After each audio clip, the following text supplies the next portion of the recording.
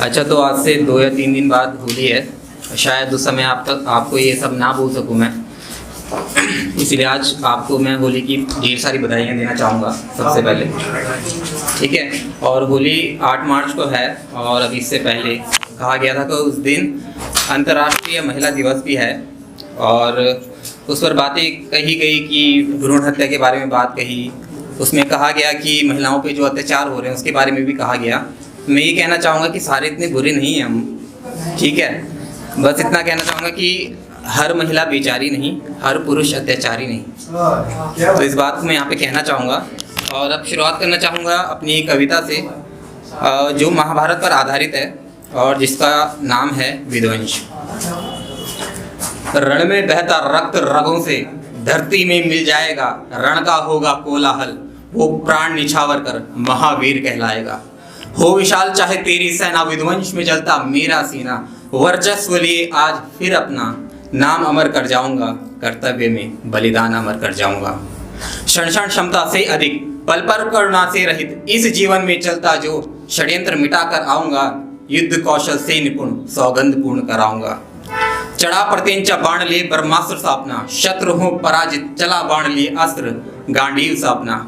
व्यर्थ अब चक्रव्यूह के छल में शत्रु ने लड़ा युद्ध कुरुक्षेत्र के रण में। साहस से अगुवाई कर स्वाभिमान का ध्वज लहराऊंगा, जो निर्बल ललकारे मुझको उनको अंतिम क्षण दिखलाऊंगा, जो निर्बल ललकारे मुझको उनको अंतिम क्षण दिखलाऊंगा। है शंखनाद हुंकार लिए चारों दिशाओं का ज्ञान लिए, धरती का जर्रा जर्रा थर्राता है, हलचल नभ में भी होती है, प्रलय का सैलाब प्रचंड बन बहता है। भूत भविष्य वर्तमान सब दांव पर के साथ अंत होता है, भूत भविष्य वर्तमान पर के साथ अंत होता है। अपने पुत्रों के प्राणों की सुरक्षा का संकल्प लिए, अब एक दृश्य आप सभी की आंखों को सौंप रहा हूं। अपने पुत्रों के प्राणों की सुरक्षा का संकल्प लिए गांधारी 100 दीप प्रज्वलित करती है। जब जब बुझता एक दीप नियति हृदय द्रवित करती है, जब जब बुझता एक दीप नियति हृदय द्रवित करती है। क्रमबद्ध हर एक दीप निरंतर बुझता है, जब अंतिम दीप में कंपन होती है, जब अंतिम दीप में कंपन होती है।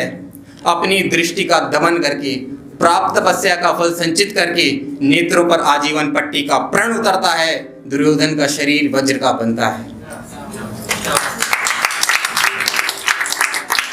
अब जरा सोचिए, विचार कीजिए कि कितनी विवश होगी वो माँ जिसने अपने पति के जीवन के अंधकार को समझने के लिए, जिसने अपने पति के जीवन के अंधकार को समझने के लिए अपने नीतियों का त्याग सदा सदा के लिए कर लिया और आज वही अपने पुत्र के संरक्षण के लिए अपनी प्रतिज्ञा को तोड़कर पुनः उजालों का सहारा ले रही है।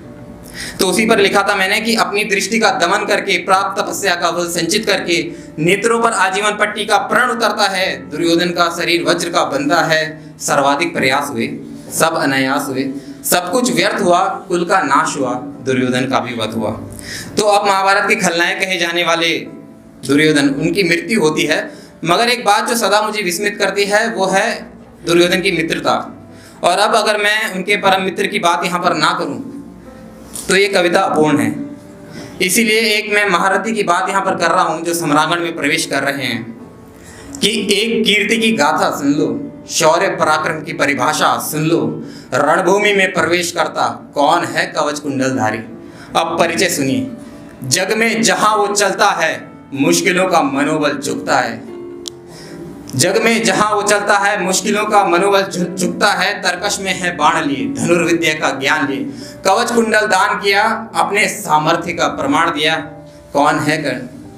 कर्ण वो आचार्य द्रोण ने जिसे स्वीकार नहीं किया, जिसे परशुराम का श्राप मिला, अपनी विद्या का विस्मरण हुआ, शिक्षा से उपेक्षित रहने के उपरांत भी जिसने धनुष धारण किया, शिक्षा से उपेक्षित रहने के उपरांत भी जिसने धनुष धारण किया।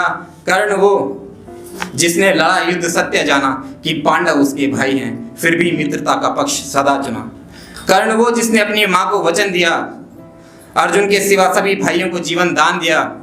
कर्ण वो जिसने जीवन भर उपहास सहा, सूत पुत्र के संबोधन का अपमान सहा, फिर भी खुद को राधे कहा हाँ मैं हूँ सूत पुत्र, अधिरथ और राधा का पुत्र हूँ, मैं सूत पुत्र कहे जाने पर गौरव अनुभव करता हूँ।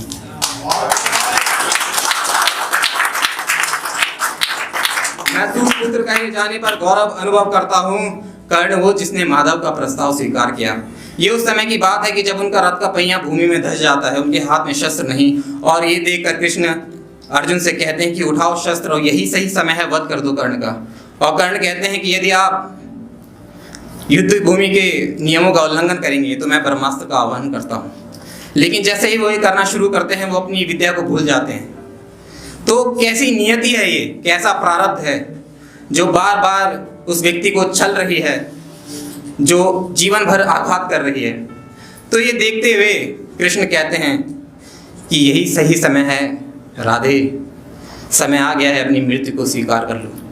और कर्ण कहते हैं कि केवल मेरे एक प्रश्न का उत्तर दे दीजिए कि क्या मेरी विद्या का, मेरे सामर्थ्य का परिचय कभी नहीं हो पाएगा।